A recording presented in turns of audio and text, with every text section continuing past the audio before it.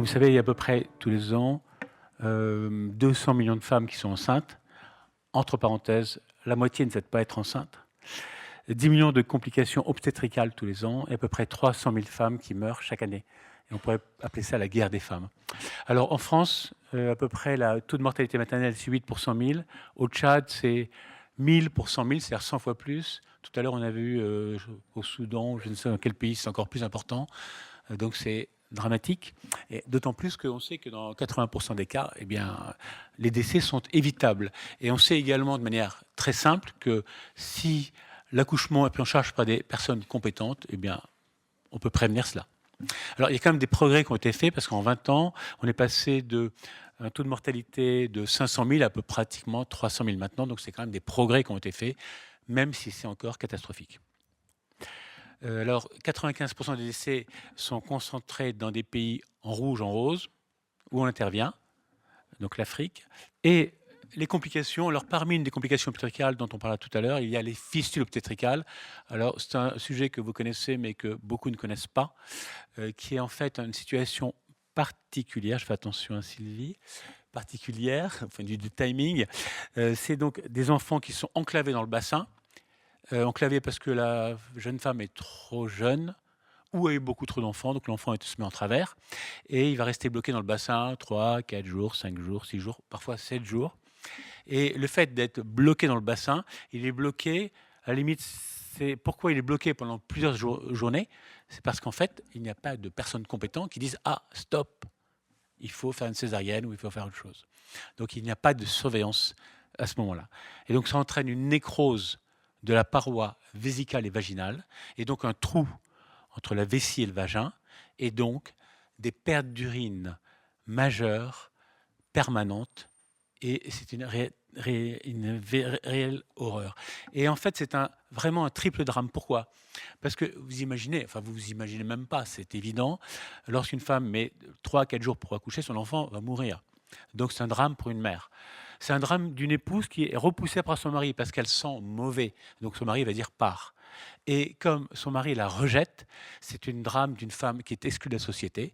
Donc plus personne ne peut s'en occuper. Elle n'a plus les moyens de se faire soigner. Et alors, je m'appelle Christine. Quand j'étais enceinte, je n'avais pas l'argent pour payer à ma famille la bière de banane. Petit exemple sur fistule. Donc ils m'ont laissée à la maison pendant 4 jours. Puis un voisin m'a vue presque mourante et il m'a aidée. Mais à l'hôpital, ils m'ont dit que c'était trop tard et que mon enfant était mort. Mon mari m'a chassée. Je suis allée chez ma mère, qui a refusé de m'auberger puisque je n'avais jamais voulu faire ces sorcelleries au village. Je suis partie chez le pasteur et un homme qui travaillait chez lui m'a violée. Je l'ai dit au pasteur, qui m'a dit « C'est toi que je vais chasser ». Maintenant, j'habite avec la fillette de ces viols dans cette maisonnette que j'ai construite moi-même, car ma famille ne m'a pas aidée. J'étais seule à la construire.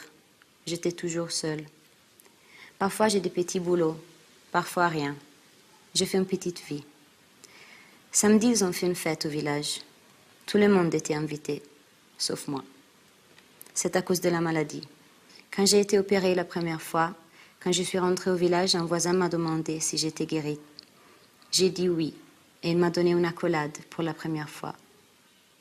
Mais puisque l'opération n'a pas réussi complètement, je suis de nouveau isolée. J'attends la prochaine opération.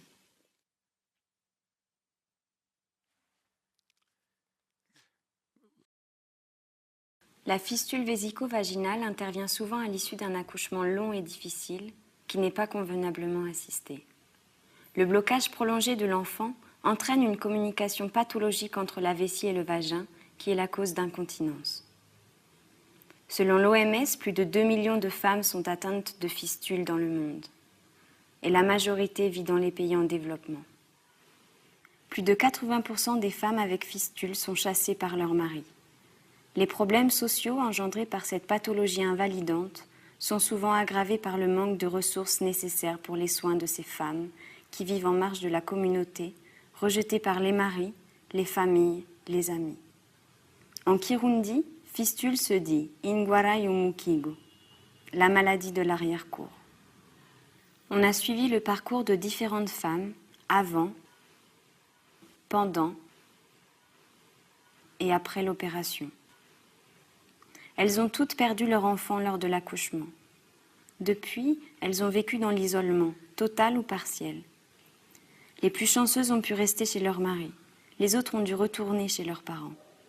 Elles veulent retourner à vivre une vie normale, travailler dans les champs, avoir une famille, des enfants, partager tout ça avec un homme.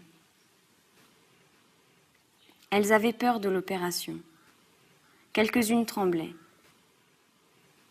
Déjà dans la salle d'opération, une femme a dit « J'ai peur, mais je suis fière d'être ici ».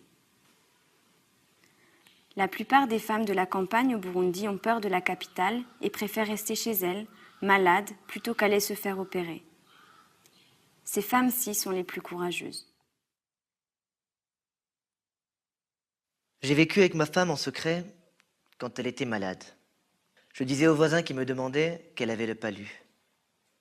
Elle ne sortait plus. Moi, je faisais tout le travail. Mais moi, j'aime ma femme et je la respecte. Quand elle est tombée malade, je suis allé chez le médecin pour comprendre. Et j'ai vu que ce n'était pas de sa faute. Je suis peut-être même la cause de cela. Comment pouvais-je l'abandonner? On s'est mariés et on a échangé des bagues, de vraies alliances. Pas de fausses alliances. Beaucoup d'hommes abandonnent leurs femmes, non seulement pour cette maladie, mais même pour le palu. Maintenant, ils me disent que je ne suis pas homme, car ma femme ne peut pas avoir des enfants. Mais moi, je vais rester avec elle.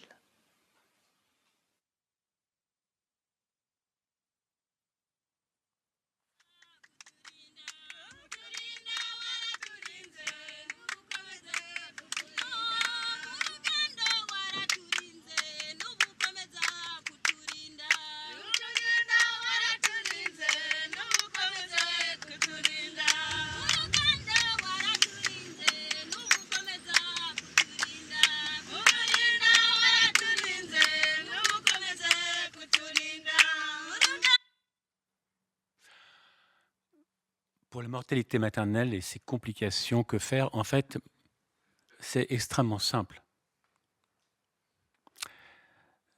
Vous voyez cette diapositive, on voit soins qualifiés à l'accouchement. Lorsque 45% des accouchements simplement sont réalisés par des personnels qualifiés, sages-femmes, médecins, eh bien le taux de mortalité est de 1000 pour 100 000 pratiquement. Si 100% des accouchements sont faits par des personnes qualifiées, le taux de mortalité maternelle et de fistule obstétricale devient infime. Et donc, on sait bien que sur le plan international, qu'est-ce qui se passe? C'est dans le principal problème est le retard pour une prise en charge par un professionnel de santé. On sait qu'il y a souvent un retard pour faire un diagnostic initial et aussi pour aller consulter. Donc, c'est un problème éducatif et c'est un problème de formation de base. Ensuite, le deuxième retard, c'est un problème pour aller au centre qui peut en prendre en charge correctement, donc un problème d'indication, de protocole, de moyens de transport.